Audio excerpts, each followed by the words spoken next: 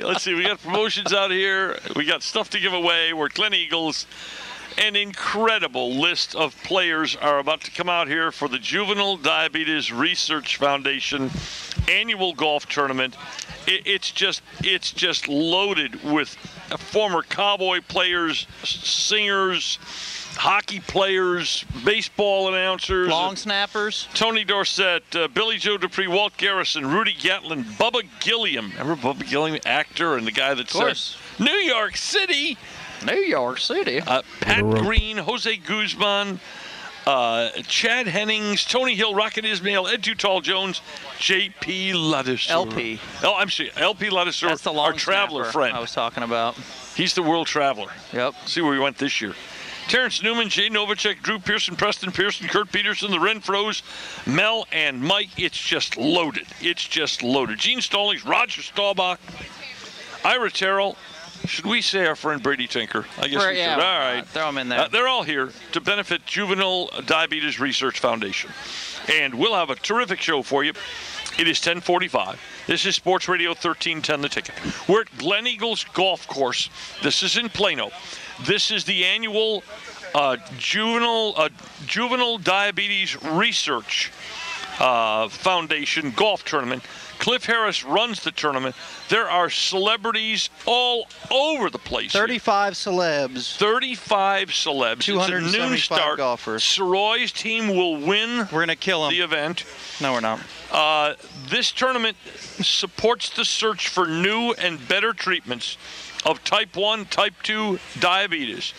And to try to find a way to lessen the impact of that disease on the people unfortunate enough to be afflicted with juvenile diabetes.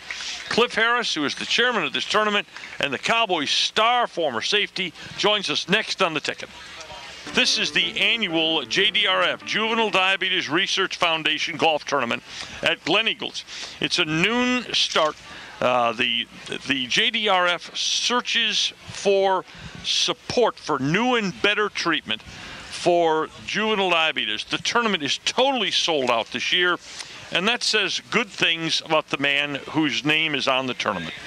Our guest is longtime Cowboy hero and safety, Cliff Harris. Good morning, Norm. Congratulations on the tournament being totally sold out. We are so pleased to have so many people come back and new people come into the tournament this year, particularly in this type of economic environment we have.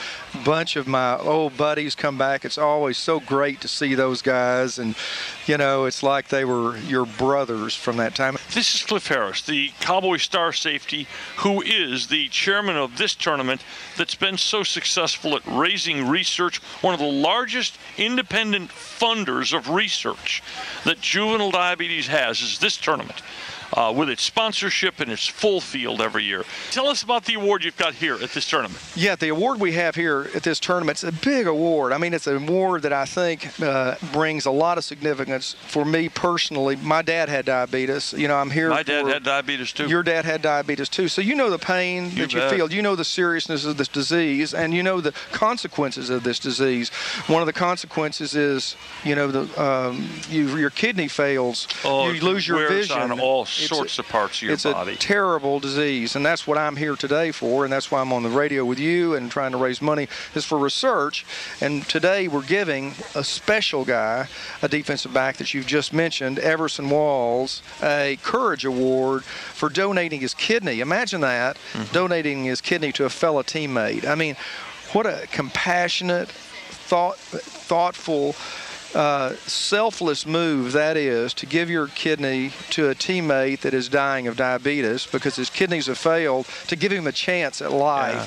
Well, it's done a couple of things. It's brought major awareness to diabetes and the need for diabetes research, and that's why I'm here, and that's why we're talking about this right now. So we're going to give Everson the Courage Award, first ever Courage Award, for being that bold, that taking that initiative to be a guy that'll sacrifice himself for someone else, for his teammate, for his brother, right? So that's what we're really. I mean, to me, I mean, it's a very, compassionate thing for me in my heart, because my dad had it and I saw it, and on a daily basis. My dad saw my first Super Bowl, me play in the first Super Bowl, and he didn't see me play in the last 4. I mean, we were fortunate to play in 5, but I mean, he didn't see me play because he'd lost his vision to diabetes. So I'm here to help find a cure. You know, I'm here to find a cure or be a part of people, and everybody here is doing that. So we're our house. And your dad, you know, I mean, I'm sure you understand that. Oh yeah, I saw it wear on my dad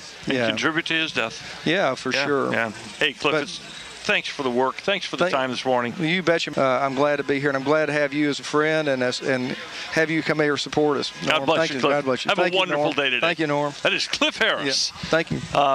It's his annual JDRF Juvenile Diabetes Research Foundation tournament we're at.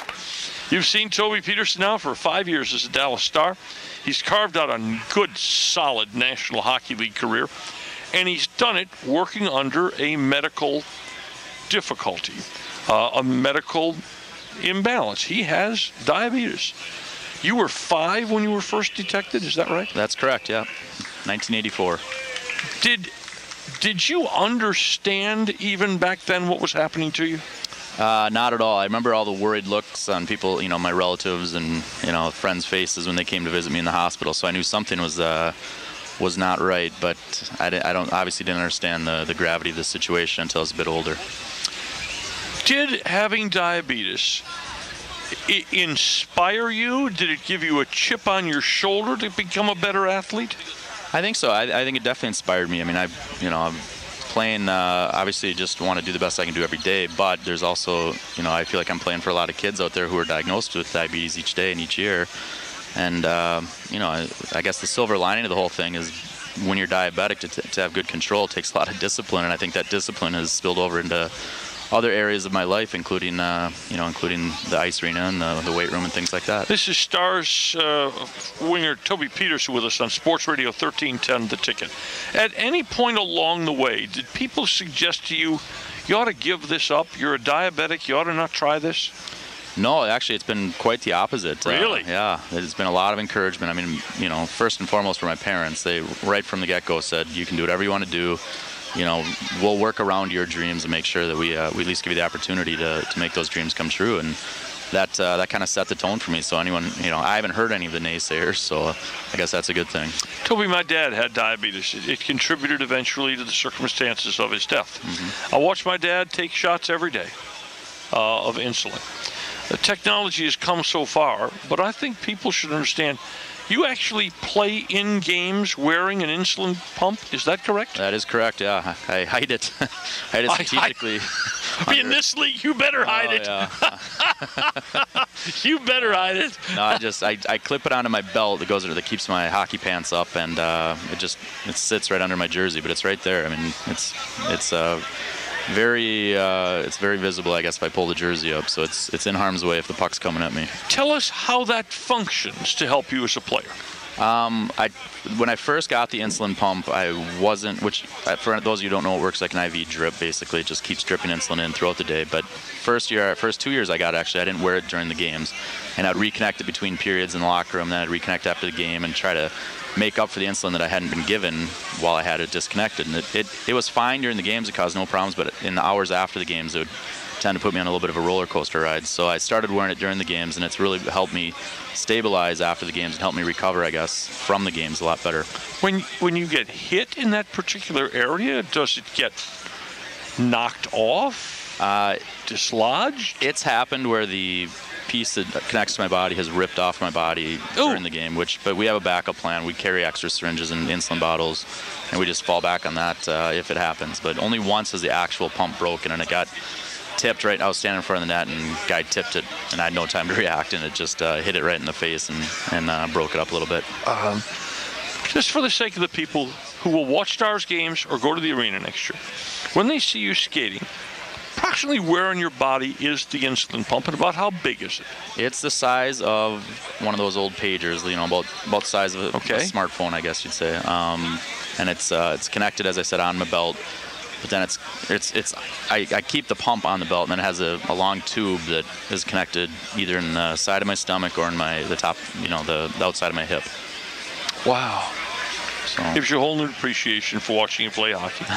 Hey, thanks for supporting this, too. This is great. Absolutely. Thanks for helping support juvenile diabetes. I know that's something very, very close to your heart and very personal to you. Yep. Thank you very much. Hey, thanks. Thanks, Toby. See you. We're at Glen Eagles for the golf tournament, the annual Juvenile Diabetes Research Foundation golf tournament.